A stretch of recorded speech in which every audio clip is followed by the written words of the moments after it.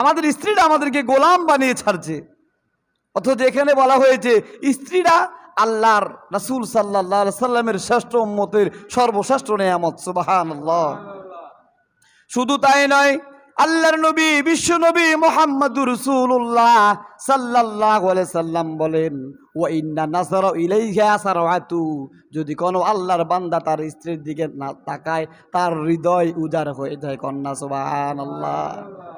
হৃদয় উজাড় হয়ে যায় নেককার স্ত্রীর দিকে তাকালে। আর আমাদের স্ত্রীর দিকে তাকাইলে আমাদের ভয় কলজা কাঁপে। কথা বলেন ঠিক কিনা? কারণ স্ত্রীর কাছে আমরা বিলের মতন হয়ে গেলাম। স্ত্রীর কাছে আমাদের দাম থাকে না। তার একটাই কারণ, আমরা স্ত্রীদেরকে ইসলামী শরীয়ত মোতাবেক আমরা তাদের জ্ঞান দিচ্ছি না, তাদেরকে নামাজের আদেশ করছি না, তাদেরকে আমরা বই পুস্তক কিনে দিচ্ছি না। ইসলামিক কিছু বই, ইসলামিক কিছু জ্ঞান তাদের থাকা দরকার। না থাকার কারণে আজকে আমরা ছিলাম রাজা, কিন্তু এখন আমরা হয়ে গেলাম গোলাম। কথা বলেন ঠিক কিনা?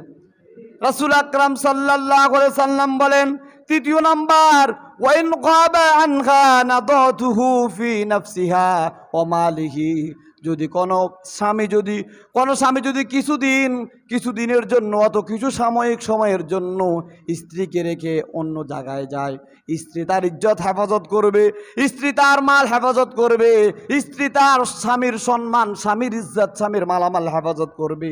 অথচ আজকে আমাদের স্বামীরা যদি কোথাও যায়, স্ত্রীরা হয়ে যায় রাস্তার ভিখারির মতো। কথা বলেন ঠিক কিনা?